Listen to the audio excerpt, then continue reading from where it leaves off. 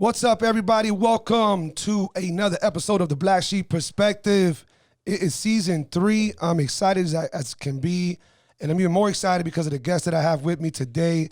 I've been reaching out to this brother for a while. We've been ping-ponging, trying to get each other on each other's podcast, and he's a busy man. I was just finding out for the last 30 minutes. I had to slow him down. I'm like, dude, we might as well just tee it off right now on the actual podcast, but I was trying to not pre-screen him. I don't got to pre-screen anything. I know what he's about in many ways, but just going into how everything started and everything else. So we are starting it now, and I have with me Nick, and I never got your last name. Nick. Perez. Nick Perez / Nick Off Duty. Nick Off Duty. Nick Off Duty. Yeah. So, Nick. Yeah.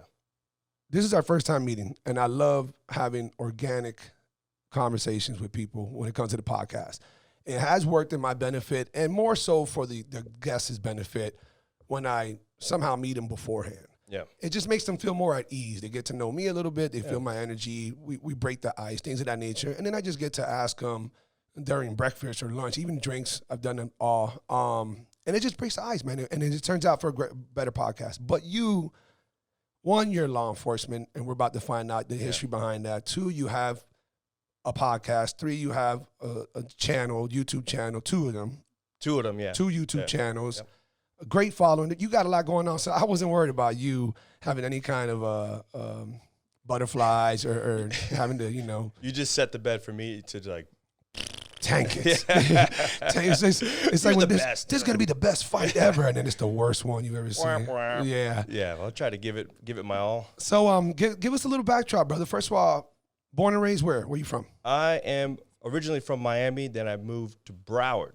So I'm a Broward coward, 954. Whoa. Yeah. Why'd you move over there? Was that your parents at the time? Yeah, the parents moved over there. Just grew up over there, and then eventually came back to Miami, where I work now. It's where I have had a career since 2007. So what is that, 13, 14 years. And where are your parents from?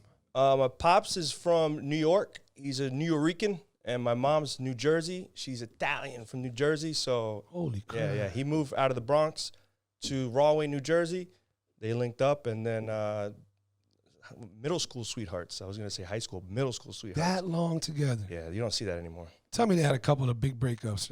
It could have been straight If they through. did, they were really good. They never really argued in front of me. They always did it, when we were sleeping or around. They, they bit their tongue.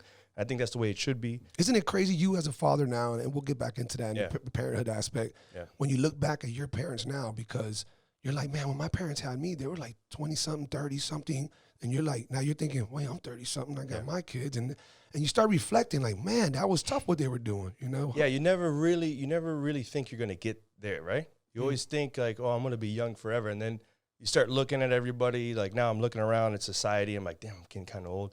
Then you look back at your kids, 10 and 2, you're like, damn, I'm becoming my parents. Yeah. Not a bad thing, because I have great parents. That's awesome. Good to hear. Just spent Easter with them not too long ago. So phenomenal parents, man, and it kind of set the tone for what I wanted to be. I saw what I wanted to be as far as when it came to parenthood, and hopefully I'm capitalizing on it. I'll only find out when my kids become my age. Right. And look back and say, you did a good job, Dad. Right. And what did your parents do as when you were young? What was their career? Pops, he worked. So there was a family business. Then it went out of business. And then that's what actually brought him down from New York or New Jersey at that point. They moved with the family down here, and then the business went out of business, and then now he just started working jobs, man. He was just hustling to keep us afloat. So moms was stay-at-home moms, but on the weekdays, and then she hustled at the flea markets because the business was costume jewelry. So they had a booth at the flea markets, and then they would sell on the weekends, eventually open up their little store, but it never really grew legs. But both of them hustled. My dad worked day shift, day job, FedEx, BJ's Wholesale, Frito-Lay's, and then work at nights, pick up a part-time at night just to make ends meet. And then as a kid, you didn't know that. I just saw it was my dad. He was always working. So he would come home tired. I'm like, hey, Dad, let's go throw the baseball in the backyard. And he's laying on the couch trying to catch some Z's. My man would get up, get a glove, and then go out there and start throwing the ball around. But looking back at that, even then you can almost understand, like, man, it's not like my dad was being lazy. Nah. I just didn't realize he was busting his ass and he was tired as hell. And then you come home, man, a beer and a little nap It's great. No, he didn't know beer. The guy doesn't drink. He was just, I just need a nap. I'm tired. But he was also my coach through Little League into high school. And then, you know, I felt like I owed him something. So I continued to play through college and baseball. And then, you know, it was all for him. All that baseball stuff that I did in the past was all for him, because I started to realize, man, this guy is busting his ass. I need to do, because he played baseball in college, and he always wanted his son to follow in his footsteps. Although I loved to play and I was pretty good at it, it wasn't really my passion. So I haven't passed that down to my kids. Like, hey, you need to play baseball. I'm like, let me just see what they're about, and then we'll go all in on that. Did you end up going to out-of-state college? Florida Gulf Coast. I went to 3 colleges. I'm kind of, the reason why I gravitated towards your podcast, The Black Sheep Perspective, because I always did things my own way. I always did it as the black sheep. I played baseball, but I was never a baseball player. Interesting. You know, I'm a law enforcement officer, but I'm not gonna let that define me as who I am. You know, because I'm also a father. I'm a DJ. I'm a artist. I'm a YouTube. Whatever you want to say, I'm all that stuff. I'm Nick at the end of the day. I love that. Yeah. So I played high school ball. I was number 2 pitcher behind the number 1 guy, because the only difference was he was the number 1 guy. Ability is the same, but he was the number 1 guy because the coach determined he's the number 1 guy. So now I'm the black sheep. I gotta work to make my own. Didn't get a scholarship, but I walked on at Miami-Dade. Miami-Dade was like, yeah, we'll take you. Oh, where'd you come from? Yeah. Well, I never got to push because I was the black sheep. Yeah. You know, I wouldn't hang around. I would go to practice, and although I love my teammates, I'm sitting there and we're all joking and having a great time. When I left. I went and did my own thing. I had my own set of friends. Used to break dance, used to do all kinds of stuff, but it was not like baseball. So walked on at Miami-Dade College. Played there. Then they moved from the North Campus, which is in like Opelika up there, and they moved to the South, which is down here by Kendall. I lived up in Broward. I was like, I'm not gonna drive all the way down here. No disrespect. No, of course. No disrespect. Plus, I mean, you said it yourself, you weren't that deeply embedded with that. But I like to compete. I love to compete. So I went to Broward College and then walked down there. They had an open tryout. I was like, yeah, I'll go try it out. I was throwing the high 80s at Broward College. The guy's like, where did you come from? I was like, I went to Miami-Dade, and now I'm over here. I don't want to do the travel back and forth. So, boom, I get on there. I hurt my arm. FIU wants to give me a scholarship.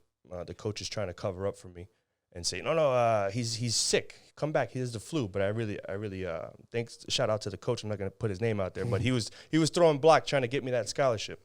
So I ended up redshirting there, and then I said, let me take a year off of sports.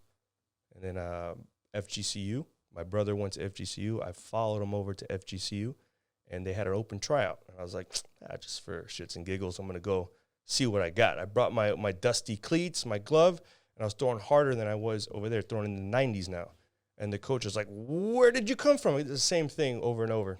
Long story short, too late for that. I didn't finish the season. I ended up, it was at the end of the season, there was like, they started to travel, and they took a travel team. And then I just told the coach, hey, I'm done. It wasn't my passion. And speaking of passion, how is it that you got into the law enforcement then? During this schooling, were you already enrolled with criminology, criminal justice? Criminal justice. The only major with no math. You know, I look at shapes and stuff. That's a triangle. Yeah, you did good. Stats but algebra, man, I suck at algebra. The A squared, B squared equals what? I have no idea. So criminal justice, and that's always been something that is that looming. That's what I want to do. However, that's not all I want to do. I want to be a stand-up comic. And FGCU, man, they don't have the class anymore, and it only went on for like 2 years. And I guess when I was there, they had stand-up 101 as a elective. And I was like, yes. So me and my brother took it. The final, so throughout the class, you learn, about stand-up things you didn't know, that they're on a timer. They look at their watch. In the back of the room, there's a light that goes on when it hits 5 minutes to let the comic know, hey, you got 5 minutes, start wrapping it up. When it gets down to 1 minute, the light goes crazy. 1 minute, wrapping it up. And it's all etiquette for the next guy coming on. But I did stand up, and man, I just fell in love. I was like, man, this is awesome. I love to entertain. I love to to make people laugh, make them feel good. So I did stand-up comedy. The final was to perform in front of the whole school, and it was kind of like a contest. Well, I won that contest. Whatever. And so from there, they say, well, if you win this, we're going to book you at a local comedy club. I won, and I did the local comedy club. I did good at the local comedy club. It's like, hey, we want you back. It's still over there. I think it's still over there. I forget the name of it. But it's in on the Fort Myers side over there. So you never went back? Not to that one. But you still did a couple of other stand-ups. I came back to the East Coast. So when I came back to the East Coast, I started checking out the scene over here. The Hard Rock had an improv. I did the Hard Rock improv. New York Comedy Club up in Boca.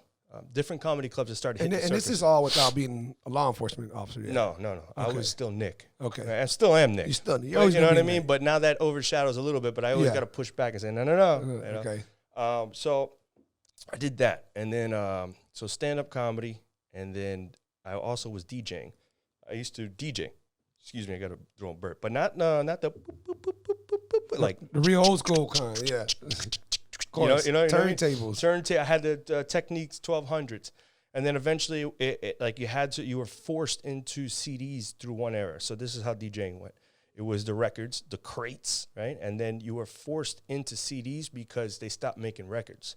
But one company, Newmark, came out with a record that's on top of the CD player. So so essentially, it's two turntables, and the records are vinyls. You can right. And then it went to a program. Man, I forget the name of the program.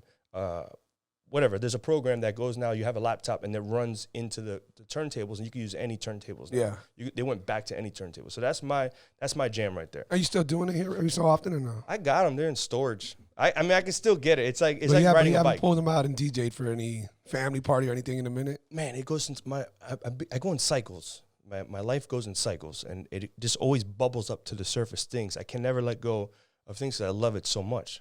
So I guess I'm You're not a hoarder though, right? No, negative. Okay. Not a hoarder. I'm very. I mean, you hear that, and you think, oh shit, this person can't let go of anything. Yeah, I let go of something. Garage must be filled with shit. No.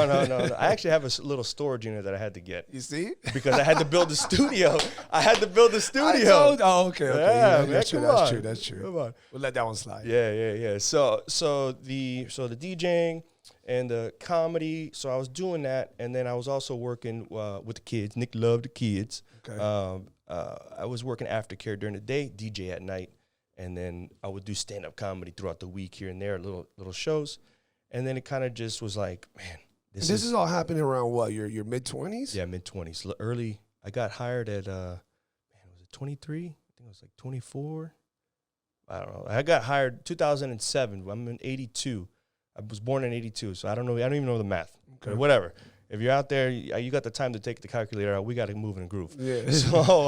So we go back to DJing at night, working with the kids during the day, and then stand up here and there.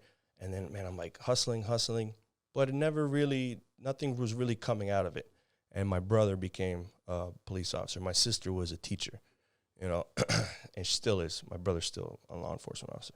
Parents are like, hey, well, what are you doing? Mm-hmm. What's up with you? You see your brother over there? Chicker. Yeah, Mr. Chicka. You see your brother over there? Yeah. You see your sister doing this? What are you doing? You know? Your brother chose the law enforcement just out of coincidence? It caught his attention? Or something he always wanted to do. So he always wanted some family that are law enforcement as well. Okay. And, man, it's just role models, for sure. Something you said, man, this is a cool profession.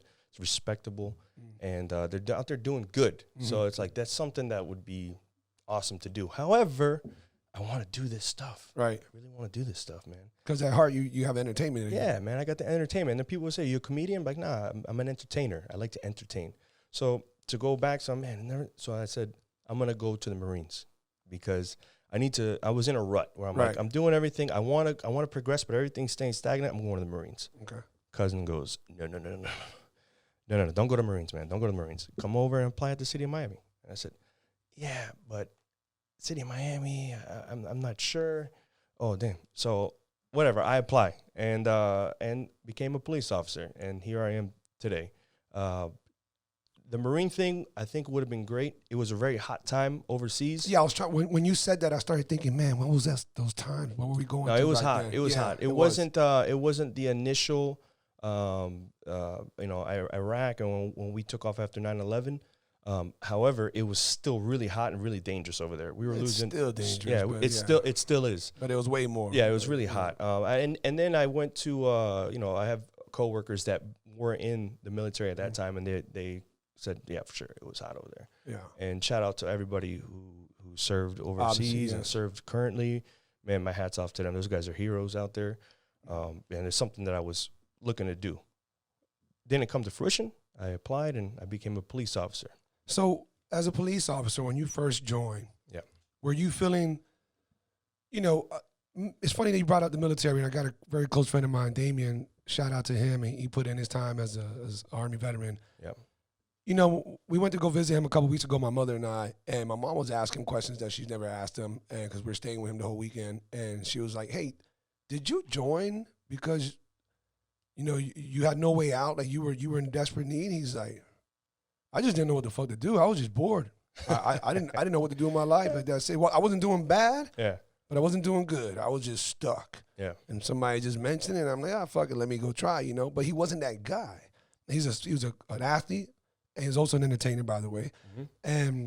But he did join, and he did go, and he did go for Afghani and Iraq and witness and experience a lot of crazy shit. And to this day, now he has PTSD, and he's fully, he gets a check for all that. But he admits that when he went in there, he wasn't all about that gun-ho passion, my country, this and that. He was not that. That got built into him, and he became somebody different, and now it's a different person. And I can imagine that. Well, now what I'm asking is, as an officer, when you got into it, it seemed like it was, I really don't know much else to do. Let me do this. Somebody suggested it's pretty good. I like the deeds that they do and everything else. Did it grow on you in the coming years? Or was it something that was like, you know what, this job's not bad, and you just kept going with it and just let it blend in with the rest of your life? No, I always wanted to. So I don't know if this was. I should have said this. Like since I was a little kid, I was always like the protector. Okay. I always wanted to protect. I hated bullies. I don't like bullies. Same here. Yeah, I can't stand bullies to this day. So it was always in me to protect. I always have this thing where I want to. If someone needs help, I always want to help them out. It's still in me. So that just carried on throughout my lifetime. So the Marines I was in a rut of what I was doing, but however, I felt like, man, this is my opportunity to do something and protect. So I felt as though what we were going through overseas was a bigger need to get protected, I guess. I don't know. I guess this is the mentality I was in. I get it, though. So then, city of Miami is not on my radar. It wasn't on my radar at the time. Nor was any other agency. Yeah. So I just think that it was not that it wasn't something that was like honorable. It's just I was like this, and then this was brought to my attention. Okay. And I felt as though it was brought to my attention to deviate from going. Right. And doing something that was really dangerous. If I was your friend or family, I would have said, no, don't do it. Yeah. I've had cousins who want it, and I'm like, dude, don't. Yeah. Don't, unless you feel like you have no other option. Why? Because we don't know what the fuck else is going to happen, whose war are we fighting, what Biden's going to do, Yeah. So, I agree. I would have told you don't go. I get it. So I separated. I'm like, all right, I'm not gonna do that. I'm going all in here. And I'm man, it's at the first time of my life where I set everything aside. I said, I'm not gonna do baseball. I'm not gonna do stand-up comedy, DJing. I'm gonna, just leave that behind, and I'm gonna start new me. This is something that was always looming, and then I finally get to do it. So, bam, here I am, and I'm all in. Shaved head. Let's go. I'm watching the police movies. This is great. I'm gonna do good for the city of Miami. I'm gonna do good, and then little by little over the years, I want to say 3 years, little by little, it just started bubbling up. The old me, like I said, it's a cycle. Started bubbling up. So then, kind of dropped the. I want to say, it's not. It's like more like a priority to be this person, and like, hey man, you forgot about me, man. Right. You're still you. And then it's like, oh yeah, I am still me. And then little by little it came out, and then it just molded. I think that goes through every new officer. They have to, first of all, you can't come in with a civilian mentality. Of course not. Yeah, because you're about to see some real stuff. Right. You're about to see some stuff that will haunt you. And if you don't mind me cutting you off, Yeah. okay, you told me earlier you were 38, right? You've been. I am 38. You are 38. Yeah. Well, your wife said you're going to be 39. Yeah, she said I was going to be 30. I'm turning 38. I'm turning 39, but yeah. Okay, so you were 38. I was 38. Technically, you're 38 and a half. She makes the rules. She makes the rules. You've been in law enforcement how long now, roughly? 14 years. Okay, so to me, this makes a lot of sense then. Yeah. So when you join, even though everything you're saying is super correct in regards to the adjustment, and you got to change the mentality from civilian to law enforcement, and so much more that's going to come with time. If you took all that away, you were still just a young man. 20, mid-20s, yeah. Yeah. Without doubt. You still got a lot to learn Yes. and maturing as a grown man, Yes. and this is what life's really about, and blah blah blah. Yep. So, regardless, that was a phase that was going to happen, and it happened to happen during an enrollment into becoming an officer. So I believe that was almost like a double challenge for you. So it's understandable. Yeah.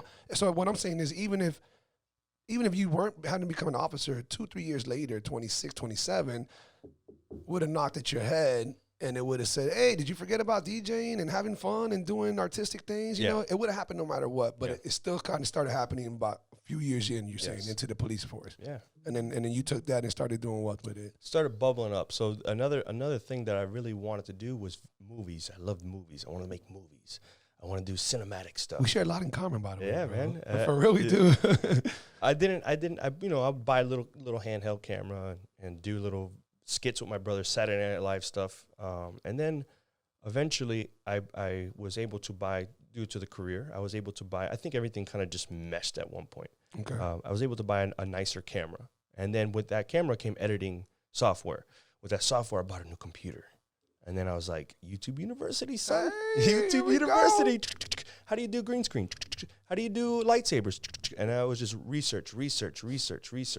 And there's just hours of researching that I'll make a little video. Hey, let's do this. And this all started like almost 10 years ago? Man. Yeah, 10 years ago, 2010, 2011. Okay. I know because I started making little videos with my son.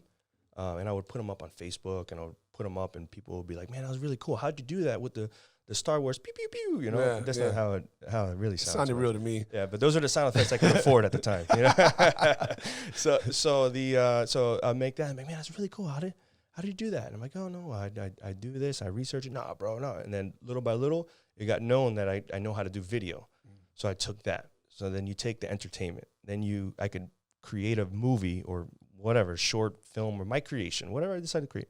And then I can take in the comedy and I can intertwine it, right? So I started doing stuff, and people started knowing me as, oh, that guy makes funny little videos. Nothing crazy, but stuff with my son and folding laundry and dancing in the laundry room. I'm a dancer, breakdancer. I threw it in there. I don't know if anybody picked it up, a little Easter egg. I used to breakdance. Yeah, you do it. You do it earlier, yeah. It's going to set up for the timeline. So I would do little videos here and there, and then there was a point where somebody found out that I did stand-up comedy. And I used to work the Improv in Miami, in the Grove, when I was in the Grove. Somebody found out that I did stand-up comedy, and they told the manager, like, Nick, you do stand-up comedy? Like, no, I don't do that. I don't do that.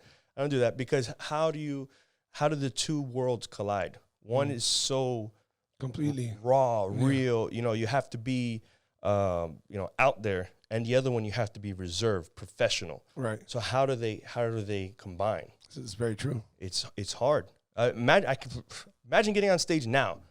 As soon as you get up, that's Molly. But that also makes me want to ask you this, and I know it's a little challenging to answer, especially if you're going to try to do it your best politically correct. But does that make you a different type of officer, the type that people don't mind, being pulled over by or having to address a certain issue, because even though you know how to turn it off, obviously, you've been doing this for a while, it's still in you. You still have this sweetheart comedic, look at things differently than the average. You're locked in. Yeah. I know you have the discipline and the muscle memory to click back the holster or approach everything, just do everything you're supposed to do depending on the situation. Yeah. But do you feel like, definitely you were definitely a more laid back officer who approached things a little bit differently, not just any one situation, but in general? Man, I can tell you the officers that I know, a lot of them are laid back. Mostly all of them. In our jurisdiction, Oh, that's great. it's all good. Don't worry about it, baby. We keep that's rolling. Go ahead. In my jurisdiction, man, it's the most laid back department that I visit a lot. I've been teaching at conferences. You go for trainings, and everyone's like, not to put anybody else down, but it's a different culture. We're in Miami. We got Miami cops are Miami. You know, they take off the uniform. They work 10 hours. They take off the uniform and they go back into society. Miami. Croquetas. Yeah. You know, they do all that stuff. Right. So really laid back, down to earth. People come and like, man, these guys are really cool. So to come back to your question about it, do I see myself as that? I was more professional, but I would be like the abuela that would slip you to 20. You know what I mean? Like that nice, like, hey, but you know what? Don't. You know what I mean? Yeah. Come on, man. Work with me. You know what I mean? There you go. That's what I'm talking about. Yes. But you have to. It's a balance. Of course, it's a difficult one. At the end of the day, Mr. Nice Guy could be the guy with a gun that's going to kill you and prevent you to go home to your wife that tells you you're 40 years old when you're 38. So, so you have to be that friendly, but you also have to, in the back of my mind, I said, I'm watching this guy's hands to make sure this guy doesn't go something fast or something. And then Mr. Friendly goes out the window when I perceive it to be something that, hey, now you got Mr. Professional. My man, put your hands up. Just do this. We'll be done in a second, but I need to see what you keep reaching for in your waistband, because reaction as a fighter, you know that reaction is slower than action. So essentially, if I was to get up and punch you in the face across the table and not telegraph it, I would catch you off guard. I'd probably give you a good slip. I'd probably knock you to the wall. I'm just kidding. I was agreeing with all three. I'm just kidding. But you might move back, but I got you. So that's where we have to try to be in front of that action. So it's a slippery slope, man. Police work is a slippery slope. You're damned if you do. You're damned if you don't. At the end of the day, you just want to go home. I just want to go home to the Broward Cower. What's up, folks? Thank you once again for tuning in to another episode of the Black Sheep Perspective, Season 2, baby. If this happens to be your first time watching or listening, please take a quick second to hit that subscribe button and tap that notification bell so that you don't miss another episode. And once again, guys, really, from the bottom of my heart, thank you, everyone out there, for all the amazing support. And a big shout out to my man Hector and his entire team over there at Driver Shop USA. If you guys follow me on IG or live in this beautiful city of Miami, you'll be able to catch the dope-ass wrap job that was done to my Chevy Colorado truck. Not only did they wrap the entire truck to protect its original paint job, they then slapped on multiple high-quality logo wraps on all sides, so that I can remind those of you who are looking to tune in to the best new podcast. From boats to motorcycles to automobiles of all kinds, Driver Shop USA is continuously redefining luxury. Now let's get back to the podcast. So I want to compare, or I want to give you an example of I guess, what I think that you're describing. When I was a bouncer, I quickly became head of security. Right. And I used to crack, I don't know, maybe you remember Banana Joe's, Margarita Mama's in Coconut Grove. I'm not sure. You were in Broward. So, but it was part of a different districts, you know, depending on the agency you were working for. I would go up to people who needed to get kicked out. Like, I know we're kicking them out. You know, yeah. I'm telling the bouncer, whether a bouncer came and told me, hey, this is happening, what do you want to do? Or if I see it. Regardless, you know, I say, hey, guys, I used to tell my crew, we're not beating no one's ass. We're not putting our hands on no one. We're not doing anything stupid unless we absolutely have to, and we do it the right way. At that point, and you heard my story off camera, this was the best job that I could get, and I was doing good. And I finally felt like, fuck, I'm finally getting my feet under me again. Yeah. And I'm not going to let no one mess this up. So when I had the job and I became head bouncer and then eventually head of security, I took it serious. And I told all my guys, we're going to do this by the book. We're not going to be square. We're not going to be little nerds. I'm not going to be, you know, ball busting, but we're going to do this thing right. This ain't going to be, oh, this person, whoop, slam them, jack them, choke them. Yeah. The typical, you know, bouncer scene. And there was this one guy, and I did it many times, but I remember there was this one guy. I went up to him, and I said, I grabbed his arm right away, and I put my arm around his shoulder. So I was letting him know the arm that I grabbed, he had a blunt in, and he had already been told no smoking in here. Yeah. And when I grabbed his shoulder, it was like to try to comfort him. Yeah. And I said, hey, listen to me and please try your best to stay calm. I go, I just saw you drop the blunt. I just saw you step on it. If I move your shoe, I know it's down there. Listen, bro, I smoke too, okay? But you've been warned, not once, but twice. And you do this every weekend. And right now I got about 8 of your homeboys behind me, like if they're about to jump on my head. But you know I got bouncers spread out through everywhere. Why don't we handle this the right way? You've been caught, you lost. All right? We win, you lose. Let me walk you out. Let's do this with dignity. It's still early in the night. You and your boys can go somewhere else. We don't got to get into some big-ass fight, and then all you guys get arrested, and I promise you, you're going to get whooped because I'm going to come down on you.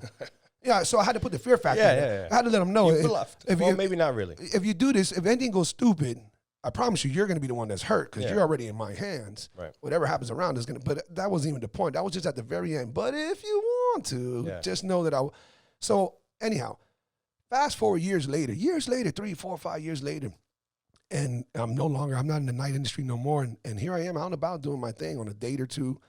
And I've been approached several different times, Nick, by people. And I'm like, oh, here we go. And this is some old beef, I just knew it was something club bound or whatever. Yeah.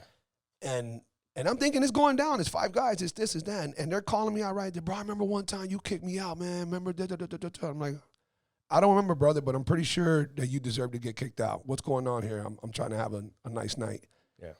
And everyone did the same thing every different time. Bro, I couldn't have been kicked out any more respectfully than that, dude. I respected the way you treated it, man. Yeah. You were right. I was wrong. But every time. And even one of those times, it was a fight, and we still had to get down and dirty, and they still respected it. So I feel like you're going to do your job no matter what. You know that, and you're locked and loaded, and you know what needs to be done. But you do kind of give people that little bit of a, hey, don't make this go the wrong way. Come on, man. Work with me. I love to do that. I love to say, I'm not here but to resolve this issue. Let's resolve this issue, and the last resort is that we're going to take a ride. I don't like giving people rides. But it is what it is. In the line of work, if you have to go, you have to go. I've arrested people where they thank me in the back seat. Where, hey, officer, I just want to tell you thank you. You treated me with respect. You're mad funny because it's not a time to be funny with them. And I really know that line where that's not in good taste, man. Mm-hmm. We shouldn't say this. But if they open it up, they start joking with me, and I'll laugh at whatever, because you can't, if you see something about you, like you got a nose hair sticking out or you got some gray hairs in the beard, the person back there, they're trying to get under your skin. Right. So, and I just laugh because some of it's true. Like, hey man, you got horse teeth. I'm like, that to me is funny, I'm like, hey, it's true, buddy. Like, hey, what it is. And then eventually we listen to music, and then we went, that's not everything. That's not every of case, course not, right, of course. Obviously nobody likes to be arrested. However, and I understand that, so I don't take anything personal. This is a job, and 13 years in, man, that's already a long career. At some point, I know that we're back and forth talking, and we're going to continue going into how you got into everything else that followed, the YouTube channel and everything else. Right. But throughout this process, were you okay with just the comfort of and I'm not trying to insult your position, what was just a street officer, nothing else. Just what do you call that? Just the beat, working the beat. I don't know what. A patrolman. Okay. Street cop. Okay. I don't know. And I'm sure you might have had the opportunity to move up or do something else, but you chose not to. I liked, again, police work. There's a whole bunch of different ways you can go. Mm-hmm. You can go in and not even go to the street. You have to do at least 2 years in the street. But what I'm saying is your entirety of your career, 95% could be inside, doing some admin stuff, because at the end of the day, the building still needs to run. Detectives, you could be a helicopter pilot. You can drive a boat. There's so many different avenues where people think police is just a street cop. I can be a community officer and be PAL, police athletic league, teach boxing, whatever, football, and so there's different avenues. I always liked the bad guy. I liked catching that bad guy, the wolf, the guy who stuck an AK-47 in somebody's face and robbed them, the person who shot somebody, an innocent victim, and killed them. I liked doing workups on them and going after them to find them and then bring them in so then they can answer to the justice system or whatever you want to call it. So that was my high. That was my drive in police work, is to go out there and find these bullies that are preying on our residents here in our area. Yeah, I always think of it like, what if somebody held a gun to your mom's face? What would you want to do? Right. You know? So everybody's my mom out there. Everybody's my family member. I'm like, man, that's messed up. You know, but there's also that line where you can't take it too personal, because then you let your emotions get the best of you. And this job is slippery slope with no grip shoes. Okay, so it's, if you just mess up a little bit or just make that split-second decision and it's wrong, good luck. Especially nowadays with how much pressure you guys are feeling. I mean, law enforcement has always been on the receiving end of pressure, and politics and who knows what else. You know, it's a very difficult, position in life, and I don't think you guys get paid enough. You really don't. Yeah. But definitely right now with what's going on and what has been going on, I think it kind of calmed down a little bit. Yeah. Were you kind of pulled in different directions during that time, or was it a lot easier for you to be like, you know what, nothing's changed, I'm still me, I don't agree with that neither, but we have to adjust? There's been, over the course of my career, there's been a couple times where law enforcement has been in the super negative spotlight. You know what I mean? Where it's been riots and protests, and there's been a big, very heated flames at certain points. One where I'll talk about how I got into social media, and then recently, it is it's hard, because I think there's a miscommunication, and not necessarily that I'm not going to justify anything that happened on police end, to communicate with the citizens, and that they serve, essentially, because we're public servants. The operating procedures, the laws, things that we do is just misunderstood, and we don't communicate with the people. This is why we do this. So when something happens and there's no explanation, then their explanation comes from social media or the news, and it's all dirty waters and bullshit. It's like, bro, that's not how it happens. Yep. So it's just a lack of communication, and at our agency, we are, I would say, the best in the world, because YouTube is worldwide.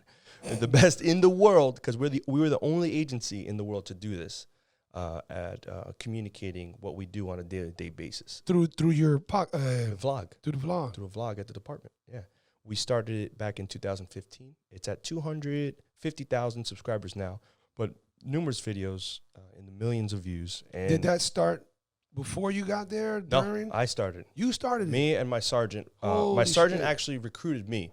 I got to give credit where credit's due. He recruited me to be in this position, and we'll backtrack. Okay, so the videos that I used to do, there was so I don't know. I don't want to cut off the conversation. First of all, before we go on, can you say the name of the site, the page, the channel? Miami Police Department.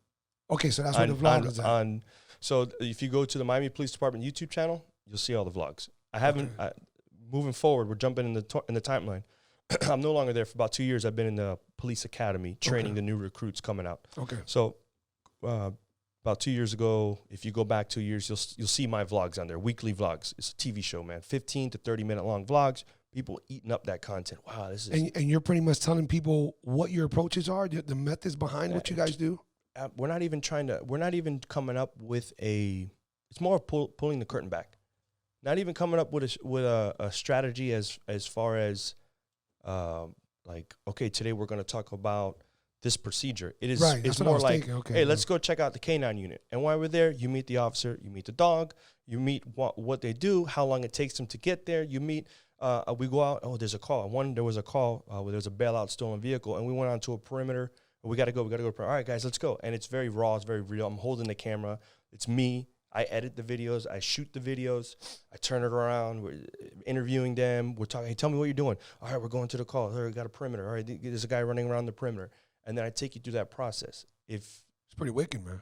Yeah. The only thing that makes the news is that we apprehended a guy and the dog bit the guy, or whatever the case was. You get that outcome, but you don't get to see the buildup. You don't get to see, oh, that's That's why. Oh, okay. Oh, that's why there's 8 police officers around this car. It's not because they're, they got nothing better to do. You know what I mean? So I explain all that through just showing. I just show you. And then whatever you take out of it, it's on you. Do you feel like the media also hurts you guys as well? Because they don't show enough? They don't help communicate things? I recently did a podcast with Delrish Moss, who was a Miami police major of police. And then he went on to Ferguson, where Mike Brown case, hands up, don't shoot. He became the chief of Ferguson. And he explained, I had him on, and we talked about his career and everything. And then he explained to me something about the media that I was like, okay, because he's a lifetime PIO, which is a guy who stands in front of the camera today at Northwest 7th Avenue. Yeah, he got explain stuff, right. He's the man when it comes to that. So he explained something to me that I was like, oh, that kind of makes sense, man. And you look at it as like the media messed it up. The media is behind the 8 ball. The media is a dying breed, okay? So they have to compete with social media. Right. Okay, what breaks in the morning is old news in the afternoon. So the media has to put it out, they have to put it out fast. I'm not saying that there's no motivating storyline behind it because this is what's hot now, run it, but I'm saying that they might, at some cases, they might have to rush to put something out. And then they think it over enough, and therefore it came out too brash. They didn't do their research. Whatever. They didn't do their research and check all the boxes. They skipped a couple boxes. Turns out, like when you see it, like, man, that's not even right. That's not even what happened. Right. But the story makes sense. The story makes sense. It makes sense. But no, you're missing a couple of these facts, and this is how it plays out. But by that time, the story's already a week old or something, and that's old news. So the vlogging got you way more interested into doing this realm of work, and is that what kind of took you into the YouTube channel? And I always was on this path, one way or another. I was always on this path. I always wanted to create. So I did videos with my son, and then my sergeant saw the videos, so he knew. Oh, he knows how to do videos. I go back to Miami Improv. They say, you do stand-up? I go, no, I don't do stand-up. The manager made me get up one night through some persuasion, maybe, a night to see whoever I wanted to see, a couple drinks on the house. You know what I mean? Right. So off duty. Of course. Yeah. So they persuaded me. I said, all right, I'll go up. So I performed in front of their staff after a show. So I got up on stage. They were laughing, chuckling. You need to come to an open mic. I'm like, no, I'm not going to do that. And then something inside me said, do the open mic. And I was like, all right, I'll do the open mic. So I go, and it's not the open mic. It's Florida's funniest comedian contest. So now I'm in a contest, first time back from stand-up for like years. Mind you, I had this was the bubbling up of the personality. And I was like, man, all right, I guess I'll do this. I went out there, crushed, went over my time. So I'll tell you about the light, remember? And then the light 5 minutes and then whatever. And then they flick the light, get off. So they're flicking the light, and I'm in the zone. I'm like, yeah, am I right? Doing my little shtick on there, and people are belly laughing, and I'm like, I'm just keep going with it. Fuck that light. Yeah. Like, hey man, turn the light down, man. Hey, you guys, wait until you hear this one. So then, boom, they turn on the overhead lights. Okay, if you're in a dark room and somebody pops on, like at the end of the night at the club, when it's like, come on, man, they turn on the overhead lights and turn off my microphone and hit the road, Jack, and don't you come back no more. The only thing they didn't have was the guy with the hook from the Sandman. The Sandman. Bro, crushed me. I was up here. They said no. So you already killed it. That was okay. Yeah. So, but it got me driven. Here's my question though: Did you already have that content written down? Those skits, or you just said, oh shit, they want me to do this, let me start. And then you started getting really. Yeah. So within a short amount of time, you came up with that. I feel like I'm all over the place. Right. However, if I can concentrate on something, I can knock it out of the park. Okay. So I like that. Yeah. Same way. I feel the same way. All over the place. Yeah. But you leave me in a room for a little bit, I'm gonna knock this out of the park. Because I'm gonna do my best. I'm giving it my all. Okay. So boom. I do it now. I say this is cool. I got booked on a guy who came, a professional comedian, Jeff Garcia. His feature was Jerry Garcia, not related, from California.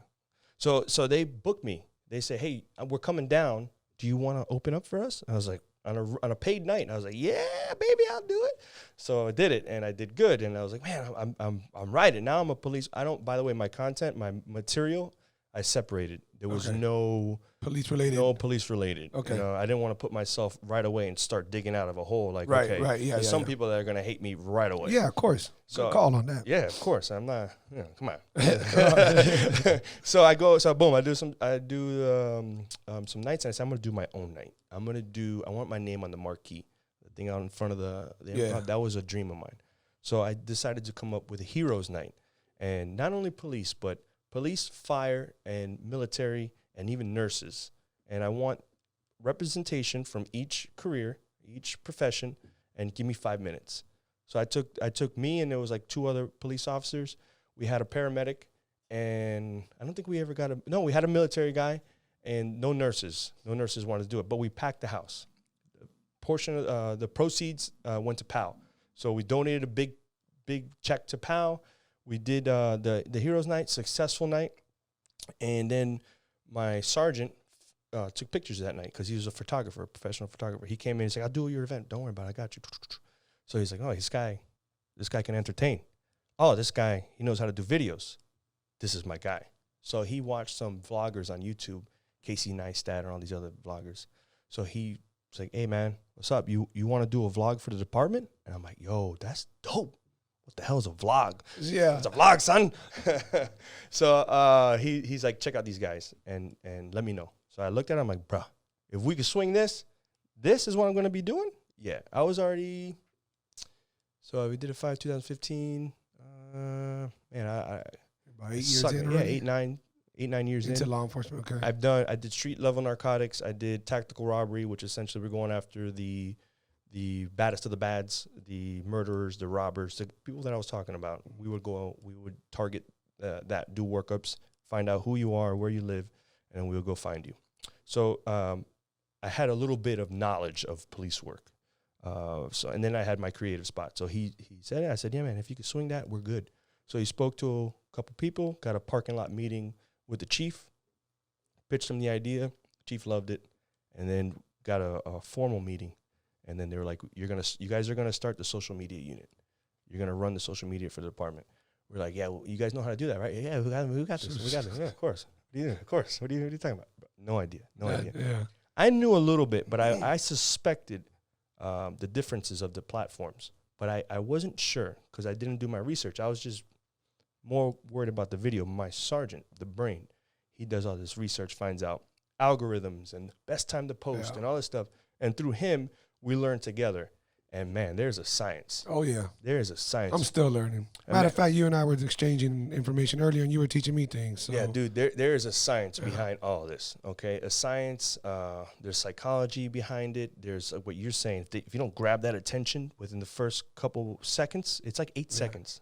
The biggest solution to this science is all you people listening, fucking hit that like button. Yes, subscribe. Subscribe, drop a comment. Yeah, man, it helps him. Big time. Helps us both. When you follow him, do the same. But yes. I'm going to blast this all over my platforms. Likewise. When you get the clip, send it. I'll shoot it over. I'm not that big in platform wise, but I'll do my own, you know? So take us into that now. So you and your sergeant, you guys started it. Yeah. And this is called the Miami Police Department. Now we have the Miami Police vlog. Okay, that's the YouTube portion. We're also doing videos for Facebook. We're also doing separate content, different. It's not the same. The vlog is the vlog, raw, real. I'm taking you behind the closed doors. We're explaining things. We're smoking and joking. We're laughing. That's funny. It's not serious. There's serious times, but it ain't 100% serious. You know, there's a lot of jokes. I've seen a lot of jokes. I love it, but I didn't want to get off that vibe like that. Nah. So we go. But there are serious points. We do vlogs where it's like a hurricane hits. This is how we prepare for a hurricane. This is why you see us over here. This is what happens over there. So we go through it all. So you guys can check it out. Whatever. So we go through. We do that, and all of a sudden, you know, YouTube is a slow growing monster. But when you hit an algorithm, you start taking out. So I say, stay with it, man. The consistency is what wins. So, and you get better as you go. As you watch your podcast and you go, you know what? Or I watch the videos and I'm always critiquing myself. I'm like, that Same sucks. here. So tough. Yeah. Bro, that sucks. Yeah. You The suck. fuck was I thinking? Yeah, what was that? exactly. I got to do better. You know what I Yeah. mean? And then you'll see it throughout the progression. You watch the first one, you're like, bro, what is this? Go in reverse. Go in reverse. Watch it in reverse. Watch the last one. Then you'll go, oh, okay. I see the growth period. Right. If you start in the beginning, like, oh, this thing sucks. Right. So whatever, it progresses. Through that, I'm able to teach around the nation and teach other agencies. This is how we're doing it. We put out, man, and it's having that foresight and seeing that vision, believing in it, and saying, I'm going to do this. Ain't nobody going to stop me. Right. I'm the only one that can stop me. We said we're going to be teaching. We're going to win an award. We're going to be the #1 social media unit within the first year, and we're going to be teaching at this conference. There's a conference called the Social Media and Law Enforcement Conference. It's the only one that was around at that time, and it was the big one. We're going to be teaching that. Sure as shit, first year wraps up, bam. We're #1 on YouTube. There's no other agency. People are calling, phones ringing off the hook from California, Texas, New York, NYPD calling us, hey, bro, what are you guys doing? What's your crew like? Bro, it's me and him. He's doing the ones for Facebook and everything. I'm doing the vlogs because it's 15 to 30 minute long a TV show, essentially. When he needs me to stand in front of the camera, I go in there, I'll do the thing, I'm out. I'm going to go do the vlog. I'm going to edit. Bam, next week, same thing. Bam, bam, bam, bam. So, boom, we had that vision. We worked towards, just put your head down, you look up and like, damn, we're here. All right, where are we going now? But along the way, little doors were opening up and we were able to grow trees until we had a forest, bro. The forest of success in social media. We were on the news all that time. The news to us was like, we're more about we understood what social media was, and it wasn't the news. Right. I said it from the beginning. I'm not going to be, hello, everybody. Don't do drugs. This is your egg. This is the eggs. This is your brain on drugs. Not going to do that. Not going to wear a standard uniform, a polo, sewed on little badge, and then, keep it less formal, because the badge that represents something, the uniform, right away you're like, bro, this guy's a cop. Yeah, no, that's the right way of looking at This it. guy's a cop. I don't know. Is my tag good? Everything. You start thinking about stuff. But if I come to you, hey, what's up, man? Hey, my name's Nick. What's going on? Hey, what's up, Nick? Oh, what is that, bro? Are you security? What is that? Oh, I'm a police officer. Well, you're a cop? Oh, I didn't even know you were a cop. So that whole psychology behind it is like, we have to get them in order to show them what we got. You got to lower people's guards down. Of course. And they keep their guard up when there's any kind of law enforcement superiority. You know, whenever you make somebody feel inferior, they put their guard up. So if it's like, hey, it's like having a bad argument with your wife or with anybody. Yeah. Before you tell this person something they might not want to hear, you got to bring their guard down. Yeah. And the best way to do it most of the time is by complimenting them, reassuring them of some type of positive enforcement and encouragement. And then you tell them the bad news. But thinking like that, to me, that's a very business mind frame. Are we doing this because we want to communicate the right thing? We want people to follow us and listen to us? Or are we going to be egotistical and have our badge all over the damn place just to remind everybody that, we're law enforcement? No. Let's let them see us and be like, well, what's this about? Okay, they seem pretty cool. And then here comes, the schooling of whatever it is you're teaching them. Because believe it or not, every agency is not the same. They all wear a uniform. They all have a badge and gun, but they all have different stories. And you're never gonna hear their story if your guard is up. So that was the whole mindset behind it. We have to get these people let Nick be Nick. Mm-hmm. They were really cool about the way that they allowed me to dress. They allowed me to talk because it's never been seen or done before. They were just like, bro, this guy's just a normal guy. I can relate to this guy. It goes back to just to do a little get off the topic real quick. Doing stand-up one time, I was always just low-key, sweater or whatever. I go out and do stand-up. One time I got my hair cut. I had fresh tape. I had my shirt tight. I was working out. I went up on stage and people already was like, "Who's this douchebag?" Yeah, you know what I mean. Just because of the look. Exactly. Yeah. So I had to. I was already fighting out of a hole. So they're like, right away, people are judging you for the way you look. So imagine being a police officer. And when we started, that was the first time it was hot. And then it died down, and then shot back up recently. So so going back there's a whole reason behind what we did. And then they were able to just meet me, and I was able to then, hey guys, by the way, come take a look at these guys. Come take a look at these guys. And by no means are we trying to fake anybody out. All we want you to do is just come look at these guys. Don't be like, no, these guys are assholes. I'm not looking at these. Just come look at these guys. And, oh, these guys are cool. You know? What's up, folks? Thank you for tuning in to another episode of the Black Sheep Perspective, Season 2. If this happens to be your first time watching or listening, please take a quick second to hit that subscribe button and tap that notification bell so that you don't miss another episode. Once again, thank you everyone out there for all the support.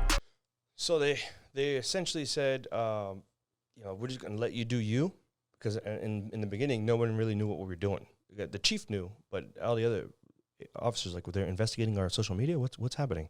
You know, they thought we were out to, hey, what are you doing on this day? You know, but it was more of like I said, we're a brand. We were a brand, and we just wanted to market our brand. Like, this is who we are as a police department. Man, we do so much good that never makes any spotlight. Right. It's always on, something that happened.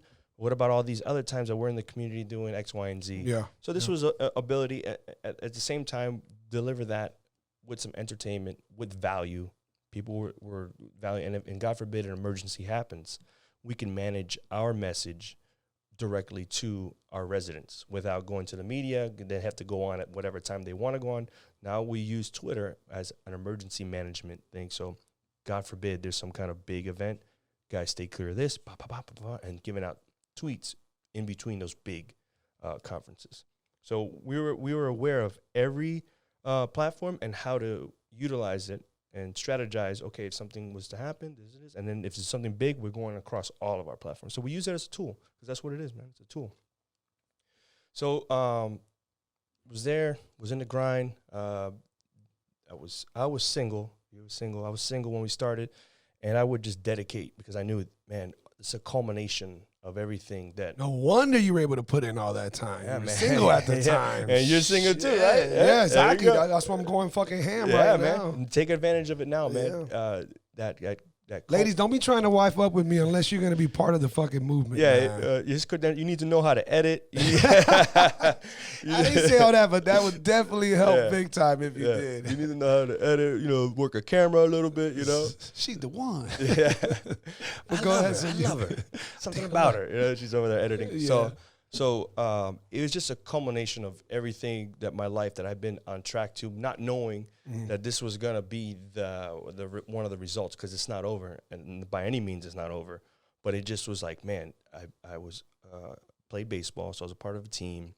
Police is very team oriented. I did stand up. I love to entertain. I love the videos. I love the this, and I would talk and do speeches, and then all of a sudden, here it comes where you're doing everything now, my man. You got to entertain for a police department, making and creating videos, and I got to breakdance. How about that? At the police department, we did a viral video. It went viral. So the Heat just lost. They got knocked out of the championship. So Miami was like down, and there was this thing called the Running Man Challenge. So the Running Man Challenge is I've been watching you at night. I think of you. The boo song that they were doing. Oh, at night, I think of you. Okay, as you can see, I'm not a singer. Oh, God, I hope we just blow people's ears out. So I hit the Bee Gees version of it. So anyway, so there's this Running Man Challenge thing going on, and then law enforcement jumps in. Somebody from overseas challenges NYPD. So I see NYPD do the little dance, and then they're like, so I'm like, right, this garbage, son. I got this. Let me breakdance. And they're like, man, you don't know how to breakdance. I'm like, bro, I know how to breakdance. Let me breakdance. And like, nah, you don't know how to breakdance. Stop with all that. Plus, we didn't get challenged. It looked weird.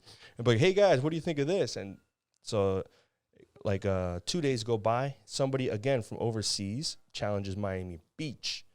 Miami Beach then turns around and says, we challenge the city. Boom. They got to drive the Ferrari. They had it parked in the garage for a while. Now they got to drive the Ferrari. Well, I was doing windmills in the lobby of the. You're the Ferrari, right? Yeah, You're the Ferrari. Yeah, I'm like, you guys are going through the 15 mile an hour. Open her up, baby. Open her up. You did the windmill? Windmills. You still got windmills in you? A couple drinks in me, maybe. Yeah. At least in my head, I'm like, man, windmills are great. Oh, I'm sure you're doing great. You'd probably be hurting the next day. Yeah.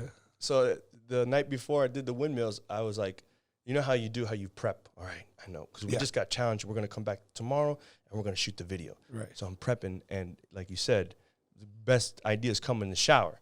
So I'm about to go in the shower. I'm thinking, like, let me see if I even still got it. So I'm in front of the mirror. I'm like, my hips like, yeah. So I'm like, oh, man. Oh, my God. All right, I'm just going to leave it all out on the floor. Boom. Next day it goes through the whole scene. Boom. It's windmill time. Start breakdancing in the lobby. Woo, I'm doing it. My body's holding together. And that's the cut. My sergeant's like, hey, man, I didn't hit record. Oh, I'm like, my are you kidding me, bro? No. As I'm getting my leg, I'm picking up my leg, I got it on my shoulder. Are you kidding me right now? No, I'm doing it. I said, all right, at least I know my body still good, check everything. Everything's still good. I'm going to do it again. But this time I'm going to go real hard. Boom, windmills. But when sometimes you go too hard and yeah. So I'm in the middle of the lobby going you're crop dusting. Oh man, I thought that was your hips. And I'm fanning it. Oh, and my everybody's goodness. like, oh, mouth open, just my receiving every God. bit of Nick. Oh my God! So that's behind the scenes. No one really knows about. That's that. funny as fuck, bro. So they go. So bam, do the windmills, and just goes viral. And now people are coming in. Did you do it in uniform? In the uniform that I was in. Yeah, at the time. We had everybody in uniform because everybody danced. It wasn't all about me, but everyone danced, and then, so Miami, what happened was they were down from the heat. They were like, whoa, look at our police department. And they got behind us. And they was like, just shot up. Was on Good Morning America. Did all the, little things that whenever you go viral, and people are like, hey, today on the thing, the Miami Police Department in there doing windmills, So that was like our first viral video. We went viral a couple other times, but it was out of the box. It was never that, hey, we're going to make a video about Art Basel. Right. Okay. We got to tell them about street closures. Okay. That's it? Yeah. Okay. So I had, Bob Ross. Yeah. The painter. Yeah. So I got the wig and okay, and there's going to be some road closures.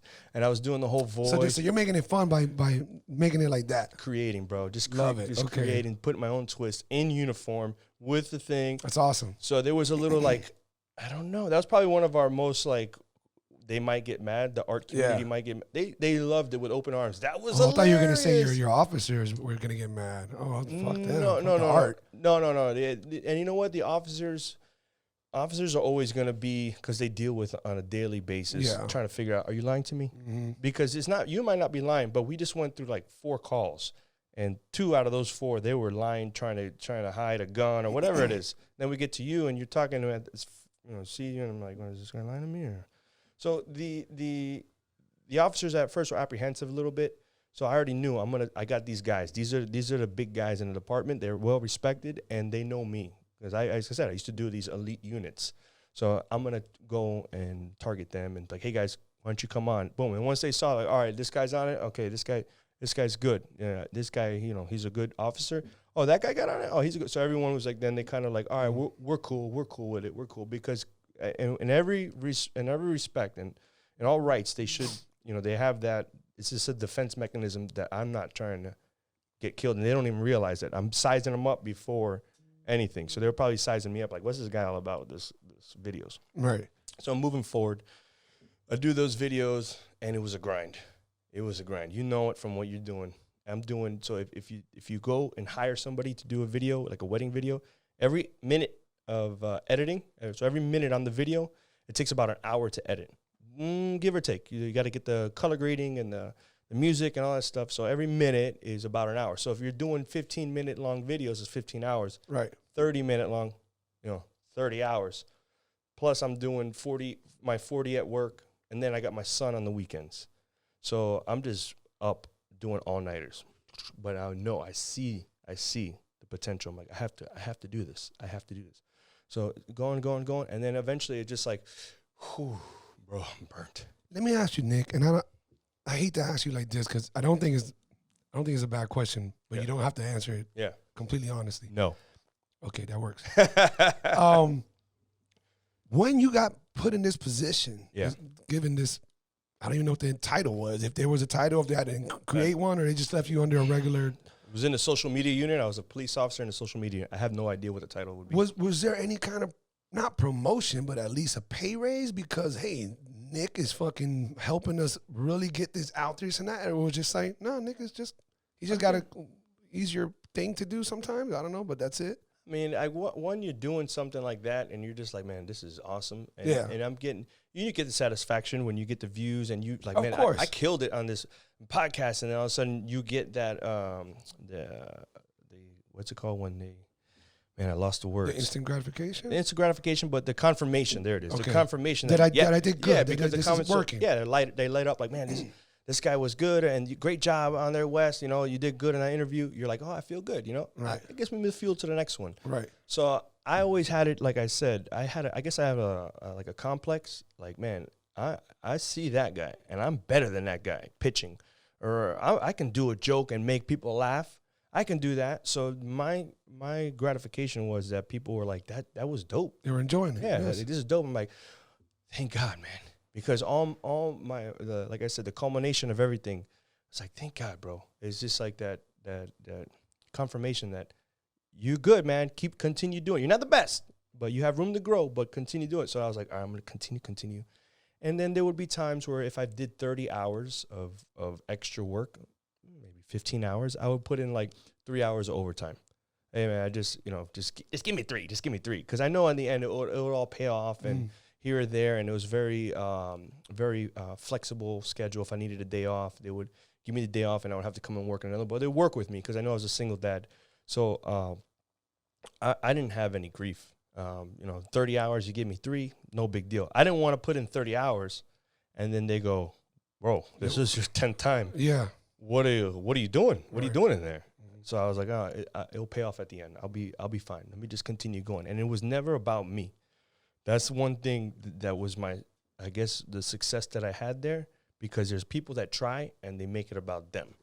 Like right now, I feel weird talking this much. Yeah, we talked about this earlier. Yeah. About how this was going to be weird for you, Yeah. and I've been in the same shoes when I did the Coffee Breakup podcast, and I tried my best not to ask them questions and stuff. You're good though. And You were good, bro. At a second, you're like, hey, why don't you go ahead and sit over here and I'll sit over there. It's like, I don't even know what I'm doing right now. They got good thing that I'm friends with those guys, Yeah. man, and they're doing a great job as well. Yeah.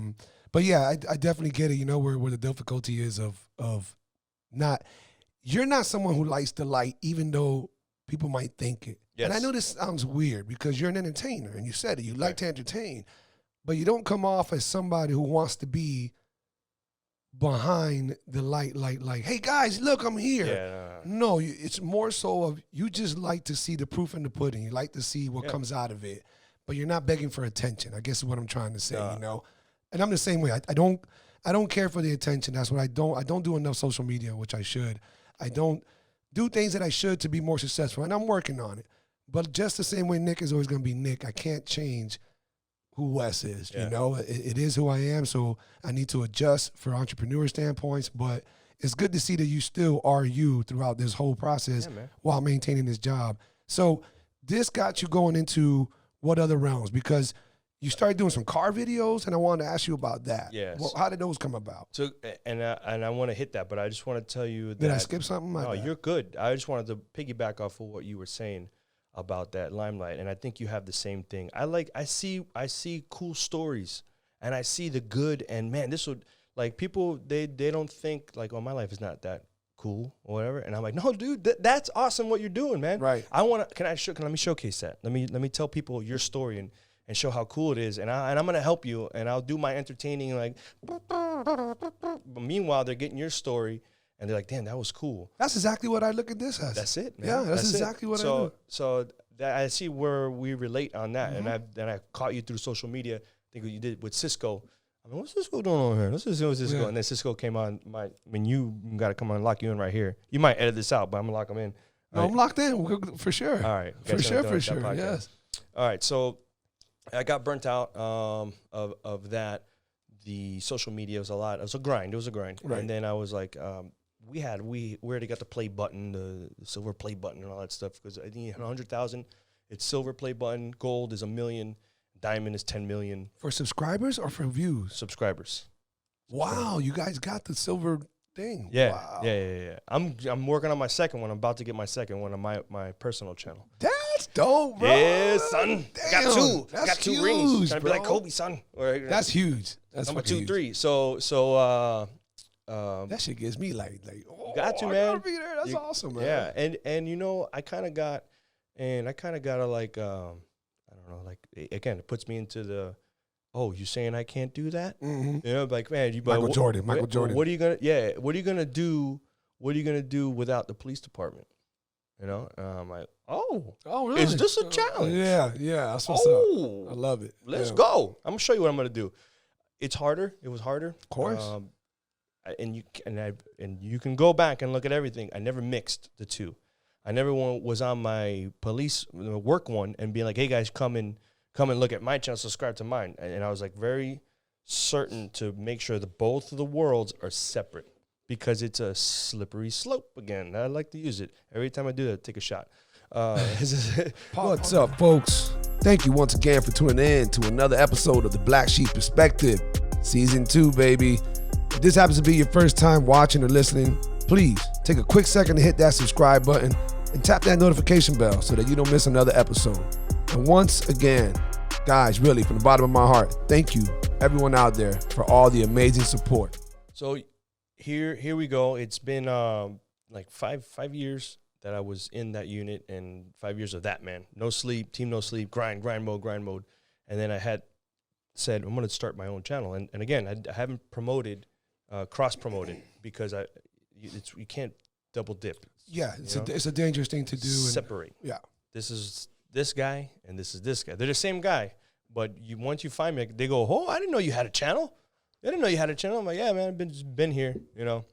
But one way or another, they find out. So throughout the thing, and this is where you get a lot of your content, is in the comment section. You know, in the comment section, they're like, hey, can you show us some of your police cars that you guys have, some of your fleet, the motorcycle, the boats, the stuff. So I made up a thing called Fleet Fridays, which, by the way, for content purposes, never, unless you got a whole bunch, lock yourself into a day. A day, bro. Because if you don't produce it that day, they're like, hey, man, everything all right, man? Are you good? What happened to the Fridays? Friday, man. What's up with bro, that? I'm not dropping no names. I know they're watching. I love you people. You know who you are. I got friends who are doing podcasts, and they try to do it on a certain day every week. And I'm not telling you how to do your thing. Yeah. Everybody does their thing, how they do their thing. Yeah. But I'm already seeing the struggle that they're having, because if you get stood up, you're fucked. Yeah. If you don't have it, and people are like, yo, what the fuck? Yeah. You told me every so-and-so day. So, yeah, great advice. Oh. Thank God I wasn't doing that, no. No, don't lock yourself into a day and then stack it. Like with our podcast, we have 2 slots, A and B slot, morning and afternoon slot, where somebody comes in the morning, we record, take a little half an hour break, and then we bring in the next guest and record, get those 2 a days, then we have 2 weeks at least. If you're not doing it full time, if that's your thing and you do, Fridays or whatever, then it is what it is. But if you're doing a whole bunch of other stuff, and there might be a chance you're going to piss people off because, hey, man, it's Friday. What are you doing, man? Yeah. I'm subscribing to you, man. Yeah. It's like, come on, man. You know, one of the problems that I had, I'm pretty sure you don't go through it because, your genre is pretty not broad. It's pretty specific to an extent. And I'm not, and I hope anybody listening or people reaching out, I've had a lot of rappers. And I'm not talking about people who blew up, people up and coming rappers, local rappers, even somebody from out of state. I've had both male and female. Somebody with a very holistic approach to everything, very namaste, just wanted to talk about holistic medicines and things of that nature, and breathing techniques, the Wim Hof. And this is in their lyrics? No, that's different. That's a different person. That's not the rapper. Oh, okay. My bad. I was like, well, this is what kind of rapper is that? Breathe deeply, and then don't be creepy. And then, oh my God, that was a good one right there. No, but different people who want to be on the podcast. They sent me emails. And I feel bad because deep down inside, I'm not trying to go that route, Nick. I'm not trying to just entertain anything because it's everybody's got their story. I'm not trying to downplay your story, but I don't want to give off the wrong image with my podcast. I'm not here to talk about rap. Listen, I've done my share of illegal things. I've done my share of listening to hardcore rap back in our days and so on and so forth. I'm a different individual now. I'm 43 years old. I'm way more mature. I don't listen to that type of music no more. I try to avoid negativity as much as possible. What type of music you listen to? Bro, I'm actually, if you ask me, what am I playing here when no one's here and I'm sweeping, cleaning, having a drink, whatever, I go from a genre of Michael Jackson type music, and I'm a huge Michael Jackson fan. Yeah. And anything that floats around those type of, dancey type beats. Lionel Richie pops up. All that. I love all that. Yeah. I will go super old school. Temptations, Marvin Gaye, Isaac Hayes. Little Motown action. Huge Motown. Love that stuff. And then I'm a huge fan of, I don't know what category it is. I don't want to call it techno or dance or EDM. I don't know which one it is. If you want to have a good example, I will tell you there's this, I just stumbled upon this guy 6 months ago. He's been around for like 8 years.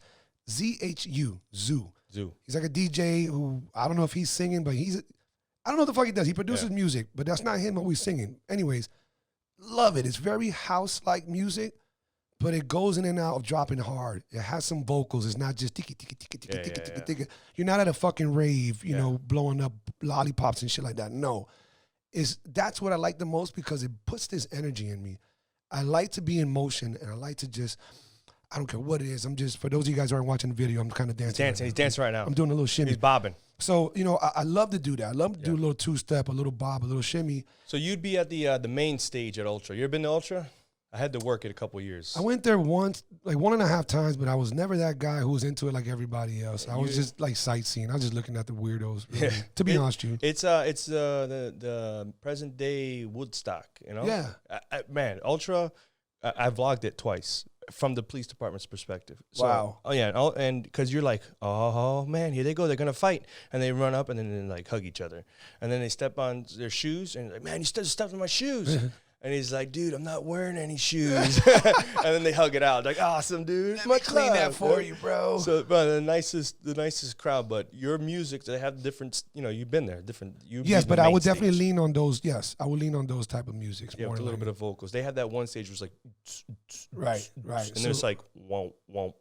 And everyone's like, ah. No, but see, that's too basic for me. Yeah. No. Mine has to go in and out of, it's got more to it. But I do listen to rap. Yeah. But it's my old school rap. And even though I know the lyrics and I'm saying some of that horse shit that I shouldn't be saying, from kill this to do whatever, I don't want to promote it.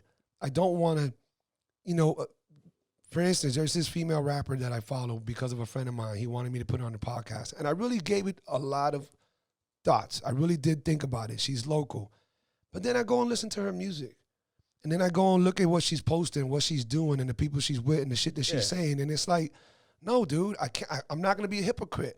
I'm not about promoting that right now. I hope you do great. I hope you're successful. I hope you sell albums. I hope you make rap albums with Trick Daddy and Trina. Yeah. Now, Trick and Trina, they give me a chance. I would love to have them on the podcast because they have a past. They helped raise me. I grew up to their music. Yeah. I used to hang out with Trick Daddy many times back in the days in my clubs. Different ballgame. But if you're like, hey, I'm here trying to make this music. I'm trying to make this push. And really, what are you talking about on your music? Yeah. Fuck this, kill that, shake your ass this, come eat this. Get the fuck out of here. No, I'm not about that. Let me hide my iTunes list, by the way, around you. So, but anyhow, that's a little difficulty that I've encountered. But that's good, man. I'm going to hold my ground, bro. I want to put out quality podcasts of people like yourself and so many others that they just intrigue me. And I want, the same way, I want to know, hey, man, how'd you get here? I love what you do. I'd love to hear your story. You mind if we tell everybody else your story?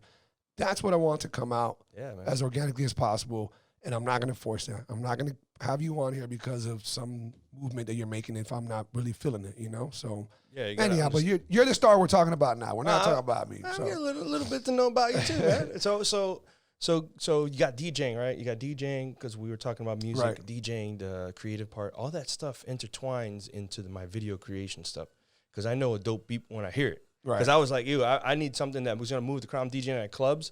When people go, oh, yes. I can get it right now. You get chills. Like, damn, and then makes you want to drop a next one and drop it in the next time. Where people are like, oh, you're putting together these songs that were like, doom, doom, doom, doom, doom, doom, doom, doom, doom, doom. Yeah. You know what I mean? Yeah. This or that.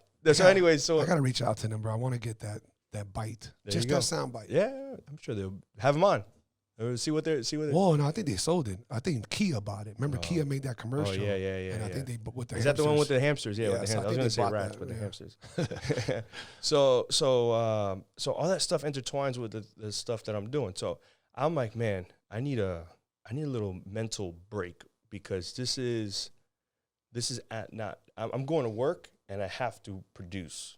You know, it ain't like I could take a mental break at work when my expectations are, you need to put out these videos. And I'm like, man, I'm getting burnt. I need this is a little pump the brakes a little bit. And meanwhile, in the mints, I can concentrate on my Nick off-duty persona and things I want to go because it's new, it's exciting. I don't know which way I can go. Now the sky's the limit. When I'm at the department, I have to do the department. So this fleet, the vehicle thing came up, like just check out these vehicles. And then somebody put in the comments, can you do Florida Highway Patrol? And I was like, can't justify that when I'm showcasing our city and I'm going to do another agency. Mm-hmm. You know, they need somebody to do that on their own. They don't have nobody. There's no other Nicks in the agencies. Scratch my head. Mm-hmm. See a need, fill a need. Yes. So I'm like, you know what? This is a safe approach. You know, I've been doing this for years. People have seen me. I taught this. I got connections. Let me throw it out there. Start doing some agencies showcasing their vehicles. Quid pro quo, right? You do something for me, I do something for you. No charge. I'm not charging you, but you're going to get my audience, and you're going to get to tell them recruitment, all that stuff. So that's the angle that I work with them. And then on top of that, they get to meet your officer, you know, and it's in a safe environment. We're just talking about the car. So people get drawn in by the car, like, man, that's a dope car. We just did a Challenger Hellcat in Marion County Sheriff's Department. Saw it. Look wicked. Yeah, man, dope. It's like a 700 horsepower or something. And it's a police car. So who doesn't want to see that, you know? So in the beginning, like, oh, how many Dodge Chargers can you do? And I was like, just pump your brakes. I had the military MRAP, the big armored car. I had an ice cream truck, went on an airboat, you know? So I'm showcasing this stuff with these different agencies, and you get to meet different people. And then I'm taking you kind of behind the scenes. So it's almost like the vlogs I'm doing there, just centered around the cars, but we're going on ride-alongs. You checking out the city. Cool, man. You're checking out the department. We go on a couple calls here and there. So we're mixing it up, you know. So it's been successful. That's probably my most successful series that I have. Millions of views. Now, that's on the Nick Off Duty, or that's on the fleets? Or no, Nick Off Duty. That's Nick Off Duty? Yeah, because I did a couple at the department, but it was like, I'm like, man, I can't marry myself to these Fridays. And it's tough because not only are you doing that, you got to put out another vlog, and so it's like too much. So I took that concept, brought it out, and I started doing it in Nick Off Duty. Not only that, I'm doing, like, people, when you put yourself out there, doors open up. So people ask me to review their gear, you know, do gear reviews. Law enforcement eccentric. I didn't want to pigeonhole myself and say, this is all I'm doing. Right. So I'm very down to earth. I don't use the police jargon, and I don't, like, talk like policey. I'm just talking like we're talking now. Mm-hmm. Maybe a little bit less curse words. You know, I kind of keep in mind that my son's probably going to watch this. You know, he's 10. You know, so I want him, you know, I don't want to rub off, you know, he'll learn his curse words in school. I don't need him to learn it from daddy, you know, although I do curse. I'm going to bite my tongue on that one because I feel like, you know, I have an argument against that. Yeah. Say. Well, you teach a kid, and I've said it in a couple of podcasts, your kid's not allowed to touch alcohol, cigarettes, go somewhere by himself, drive a car, all this. Why? Because he's not old enough. Yeah. Not by law, not through maturity, not through any of that, not even through enough comprehension. That's why they won't allow these kids to do certain things. Your frontal cortex hasn't developed enough for you to know consciously you should not be making this decision. Right. So they put it on 18. Probably should be 21 for a lot of things. For cursing or for smoking? No, for all that. Oh, but I'm using that as I'm using that as example. Yeah. Cursing is no different. Mm-hmm. It's an adult word. Yes. Adults are allowed to use them if they want to use them, and they do so knowing that there's a backlash. There's people who don't like it. Why do you drink? He doesn't drink. You're right. Whenever you drink, so-and-so looks at you weird, you know. There goes Nick drinking again, you know. But you still do it because your son knows he can't drink. Well, I think it's the same way. Granted, I'm not saying have a fucking potty mouth all in front of your kid because he's supposed to figure it out later on. Yeah. You can't use these words. No, but I just think, I get it. We want to try to be an example, but also be a real example. Hey, son, your dad's going to use these curse words sometimes. They're not bad words. They're adult words. Yeah. And I use them sometimes to express the amount of frustration and emotion that I'm feeling. I try to choose better words because I know that these words get looked down upon, but I want you to understand that when I use them, it's only because of X, Y, and Z. You are not allowed to use them until you are old enough if you choose to use them. And then that's just it. So I get it, though, and I just wanted to plug that in there. No, you're good. I'm good. That's what the thing is. I love the conversation. When you shut down, that's like what we're talking about, the building a wall and like, Right. I love the conversation. And I take it back to when you were younger. Did your mom let you curse, or you cursed her? Or she cursed? No, and I'm not saying allowed you. No. I'm just saying Yeah, they cursed, of course. I mean, not foul mouth, but they cursed. Yeah, here and there. I cursed in front of my niece when. Bro, I hate to say that, just cuando me da la gana, because I had that conversation with her. Yeah. Well, I had it with her, and I had it in front of her dad, in front of her mom, in front of everybody, and she has a great understanding. Well, I'm not telling you that I'm an angel. Yeah. I try not to. I saw you put the halo over here. Yeah, you know what I mean. I thought it was a glow stick. I'm not saying, but I try. I try to do my best because I know his eyes are on Daddy, and that's great, bro. And Daddy is trying to make him something to strive to be like my father did for me. I'm like, oh man, I want to be like that guy. Awesome. You know Good. what I mean? So that's where my mindset is at. Now, if he ever curses, he's gonna feel the thunder. My uncle used to say, Thor his hammer on his ass. Do as I say, not as I do. Yeah. And I'm like, what is that, man? Yeah. You know what I mean?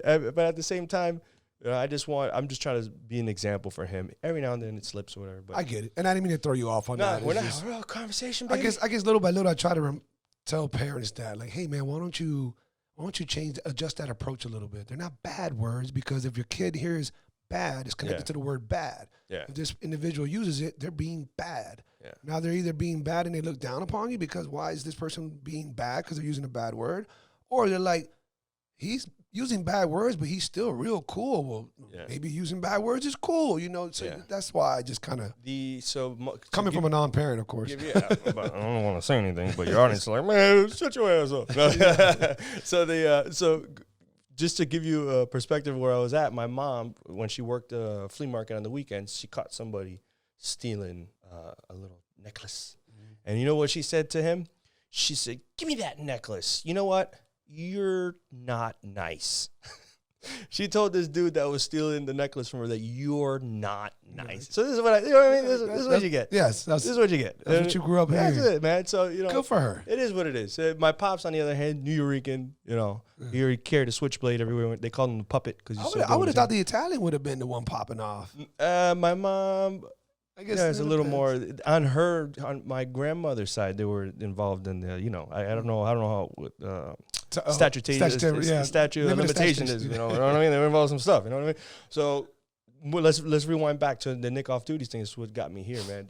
And I took that work ethic, to put your head down, man, and go figure it out. You got the ideas. Hey, what are you gonna do without the department, man? You got no content. I'm like, I'll figure it out, man. But I just want to do this for me and see what I can do. And then do it good. Put all your effort into it. It's gonna, the little details, people pick up on that and they go, damn, that shit it separates you from the other contenders in that realm. This guy puts a lot of time and effort. You know, I do like a cinematic B-roll, like if you watch Peter McKinnon, he does like slow motion, checking out the car, some badass shots. I've seen him. Yes, yeah, of course. So I put that time and effort into it. Now, when you started doing this, Nick, and I know you stopped it for the agency, did you already transition into your working, being an instructor for the academy? Yeah. So I gave you the time to do this? That was a plan. So I started doing it there, off duty, whenever I would have on the weekend or something. I filmed something with my son, but the police car things kind of kicked in. You good? Yeah. Police car things started kicked in towards the end, left, and now I was like, I'm training. Let me learn what I have to teach first, because that takes a lot of your time and effort too, to learn everything. I got these lessons I got to teach. A firearm instructor, I got to teach laws, I got to teach all this stuff. Let me focus on this, learn this, then apply this, figure out a good recipe, work. Like I said, if I concentrate on something, there's nobody better. But when you're trying to do everything, you do nothing. Yeah. So boom, figure that out. All right, I got this good enough where I can teach this, be effective, and, you know, put out a good product. Because at the end of the day, they're learning. I'm putting people out into the street that are going to go serve and protect, you know, that have the ability to make an impact in their community. That's my job. It's a big role. It's something where I want it. So going back as a police officer, I wanted to end my career in training because I knew I could have an effect. All this other stuff in between was like, and just meshed in. And then now here I am in training. I don't know if this is the end. I still got a good 10 years left. But I'm at a point where now I'm doing my personal stuff on the side, and it's not conflicting with that. I got one world, I got the other world, and it's a lot of work. it's 2 full-time jobs. You know, I'm putting my all. Anyone you asked at the agency, that this guy goes ham when he's doing his thing, but then they're like, "Damn, man, you do all that on the side." I'm like, man, it's sacrifice, man. Is the academy job more 9 to 5-ish, or does it float around like regular police officers? Yeah, 7. You're in the rat race. 7 to 5. 7 to 5. 7 to 5. 5 days a week. 5 days, 4 days a week. 4 days a week. 7 to 5, 4 days a week. And is that weekends off? Saturday, Sunday, and Monday off. So that's your main grind. I'm sure you do things at night as well, obviously, but Yeah. your main go hard, unless you're doing something with the fam. Yeah, I got a lot of go hards. I'm always hard. You know what I mean? Yeah, I'm always going hard. I'm always going hard. Okay, I'm always going hard. That is the part of me that takes up the most time. And it's a hard balance, man, because if you focus too much here, then you lose your success on YouTube. Yeah. You focus too much on there and work, and you lose family stuff at home. So family's got to be number one. Yeah. And luckily, I got my ride or die. My wife, you know, she's really, really good with me. Give her a shout out. What's her name? So Suri, like Sury, but everyone calls her Suri. Suri. She's Cuban, from Cuba. Suri, actually Surinai. Right? I don't really speak too good of Spanish. Okay. But, you know. Shout out to Suri. Yeah, because it's tough to be such a... No, man. And she takes care of me. She takes care of the family, and she's all in with me. She met me like this, and she's like, no, you do you. And matter of fact, let me help you. How are we going to do this? That's awesome. And then I give back. I'm very aware of what sacrifices she's making. So it almost makes me go extra hard and making sure that she's good. Like, I got to make sure that you're good, because if you're not happy, I'm not going to be able to do any of it. Right. So it's a balance, bro. It's all a balance. And it's I don't think people have the closest idea to how much of a balance it is. Like I'm hearing this and I'm like, ooh, I know it's difficult. And to see how successful you've gotten with it and how much work you're putting out, yeah, man, that's the hardest act at all. It's balancing it out. But you got it here, dude. You got it here, and you're still pushing, you're still striving. So I know that if you did another 10 years at the department. Yeah, because it is still with the department, right? Yeah. But it's sidestep, but it's still with the department. So like I said, you don't have to put in a whole other 20 years. I could be a helicopter pilot. Right, I could do it. So it just so happens that that you're certified police. I got a police car. I got to take it home. Have a duty belt. I can make an arrest if I see something. I can write a ticket. I can do all the same powers, but my focus is training. I'm training these new recruits. What's up, folks? Thank you for tuning in to another episode of the Black Sheep Perspective, Season 2. If this happens to be your first time watching or listening, please take a quick second to hit that subscribe button and tap that notification bell so that you don't miss another episode. Once again, thank you everyone out there for all the support. All right, so something that I see seems real difficult for you, and I know that you're kind of like, you're not at the crossroads yet, but I know you're kind of feeling the crossroads. Oh, yeah. And that's, you're doing really well with your success. One, as an entertainer in general, because you aspire to do more. You want to do some more stand-up. You want to do some other comedic, entertaining ordeals, but more so on your YouTube channel, on the Nick Off Duty, doing phenomenal. And I know that you feel like, man, there's a lot more you can do. Yep. So you're in a weird crossroads with what pays the bills, what's been there, the backbone for the longest time. And, bro, you don't have to make a decision now, but I think it's going to come. Something will come. Don't get me wrong. I cannot pay homage to the whole career that I've had and the career that I'm going to continue to have. It just brings up that question of like, man, this is something you always wanted. And, right. And like, man, but everyone that I work with, my bosses, they all have promoted, helped. They've wanted me to do good. They love what I do. So there's no holding back on any of that, making me be like, well, they're making me do. No, I love what I do. It's just that man, that could be something. So right. It's just for the type of person that I am, I'm always like looking for that challenge. I'm always looking for the next challenge. And then I like to come up with a plan, execute that plan, and be like, damn, that worked, and it worked good. Now let's make it work better and keep improving.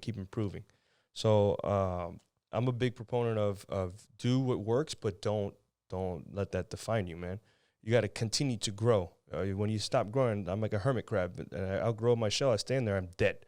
So I got to continue to grow. I got to start a podcast. I love the sit down, the conversation. I can do the entertainment part as far as the cool video and everything. Can you hold a conversation and have these people listen to you for an hour, 2 hours, whatever we've been out? That's a challenge. That's been your newest venture right now, right? Yeah, I got together with my buddy Justin, who's also a law enforcement, and we made up. But I didn't want to call it the Po podcast or some generic name like that. Yeah, I didn't want to come up with something like that. I call it the Donut Shop podcast. Now, the idea behind it is you walk into a donut shop, and who do you see? You see cops eating donuts because they love donuts or whatever. You know what I mean? But at the end of the day, normal people come in.